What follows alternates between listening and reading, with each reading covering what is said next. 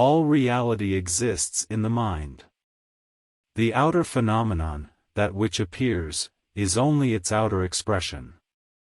The visible universe is the reflection of the invisible, says Plato. Unless a thing is apparent to the five bodily senses, it has no existence, says the materialist.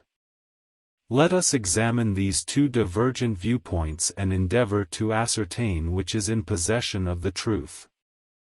What is it which has discovered the laws of all solid, measurable things of earth and sky? It is the mind. Upon what do they ultimately rest? Upon an idea. They are thought to be realized. But what is an idea? It is that which the mind sees. But can the mind see that which is not? No more than can the eye.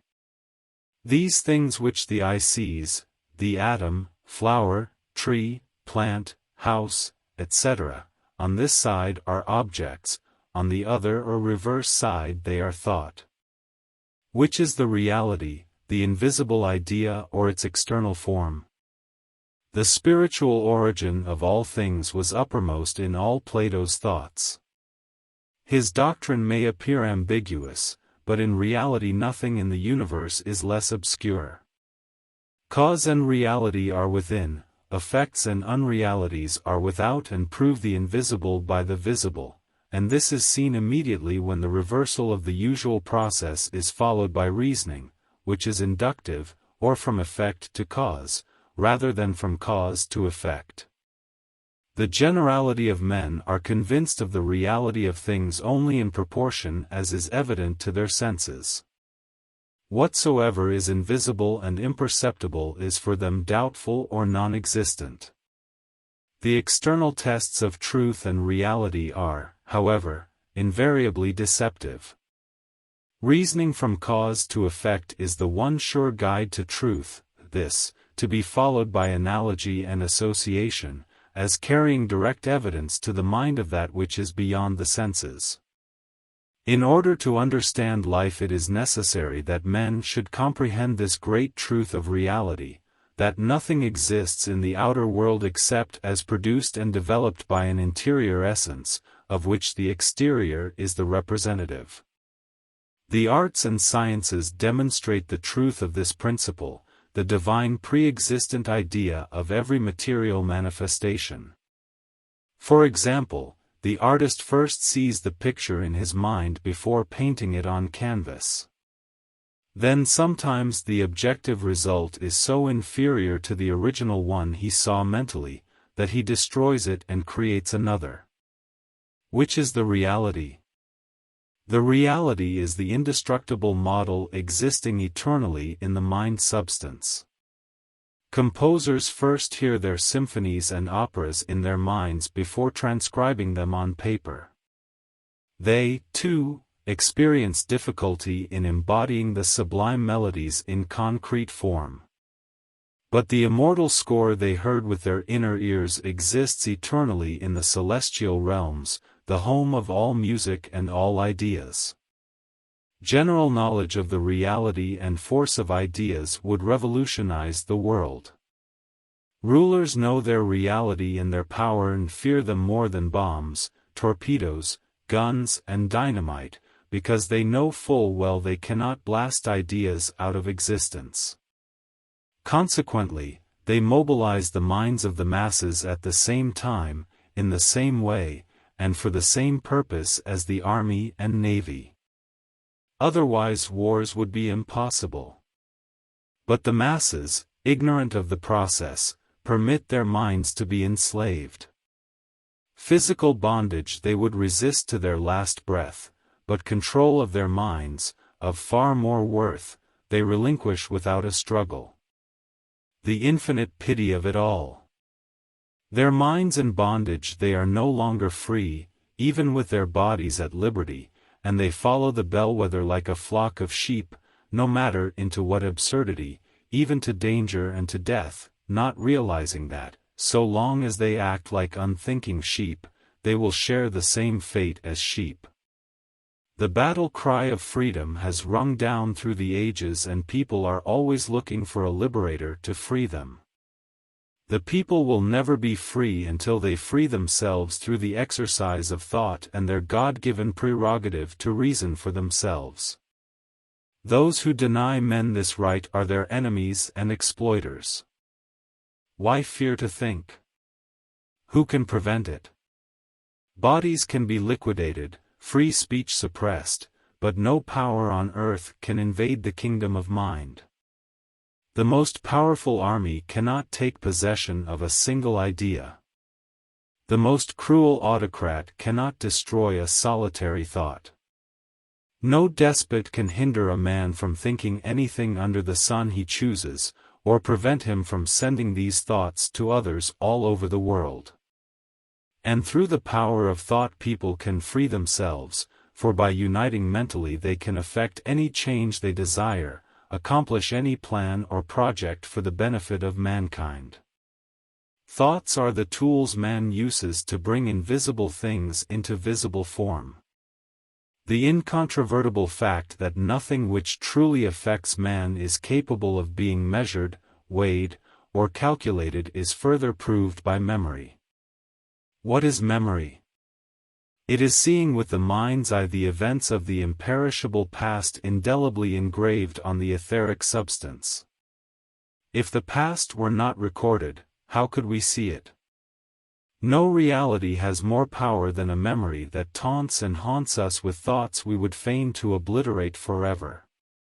People cross oceans and continents hoping that, in a new environment, they may be able to forget, but they soon realize memories are not left behind with their material possessions.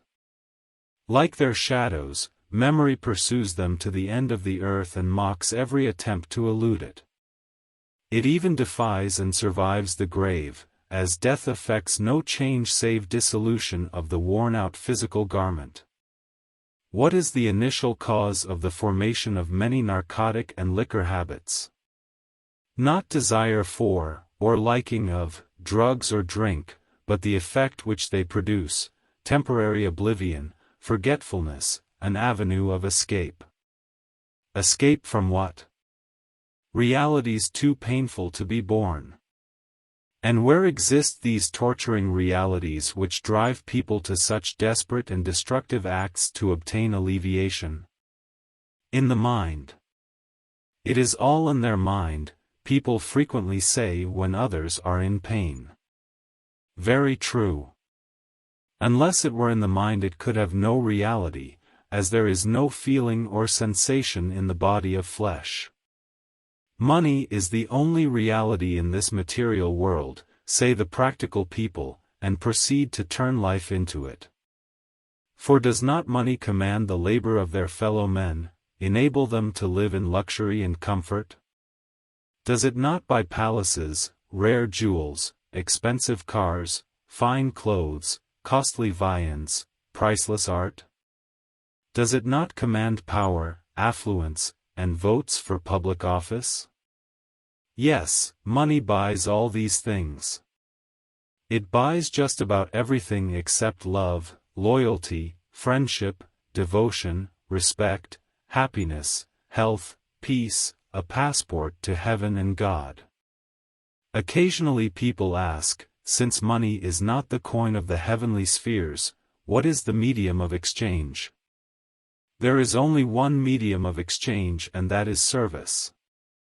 In reality, it is the only true one here, it is the only one with which realities can be obtained. Since the mind can see that which is invisible to the physical eyes, may it not sometimes have the power to behold God? Atheists deny the reality of God on the grounds that no one has ever seen him. They could just as logically deny the reality of man because no one has ever seen him. True, we are all familiar with the outer aspect of man, his physical body which is transient and changeable, but who has seen the reality, that which is within? And has not God also an external form? The outer universe is a visible manifestation of the indwelling deity. Nature is the body and God the soul. God has the same relation to the universe as man to his body. He is the spirit, the animating and sustaining principle, for God is both formless and also with form. So men who deny the reality of God's existence should also deny their own, if they wish to be consistent in their argument. No effect can be without a cause, therefore, it follows that man must have a cause, or origin, who is no other than God. We should believe in God because we believe in ourselves. This is the correct order and precedence of things. Man is sufficient to prove God's existence, and is the best proof we can possess. And in our search for God we should begin at the near end, man. The reality of man proves the reality of his Creator. Is immortality a reality? Some claim not, and deny its reality on the same grounds that atheists deny the existence of God. No one has ever been able to prove it. Such assertions transcend all bounds of fallaciousness and presumptuousness. Obviously, persons undertaking to speak for all the swarming millions that have lived and are now living on earth do not but advertise their dense ignorance. Instead of proclaiming that no one has ever been able to prove it, they should confine their statements to themselves and to their group of friends and acquaintances. We have known a number of these unbelievers, and their rejection of immortality seems to be mostly due to their fear of it. Ignorance is a poor authority. Immortality has always been and is today a reality to innumerable people who have not had any palpable experience or optical and auditory demonstration. Those who are conscious of their true nature have no doubt of its reality. How could it be otherwise? Since God and man are inseparable, man cannot escape immortality. Man's consciousness and intelligence cannot be annihilated any more than can the deities, as man exists co-eternally with him. And immortality means nothing unless accompanied by intelligence, memory, recognition of friends and loved ones. Furthermore, the scientifically proven facts of the indestructibility of matter and the conservation of energy have convinced many intelligent minds of the truth of immortality. In reality, all created things are eternal. Warp and woof of life are love and service.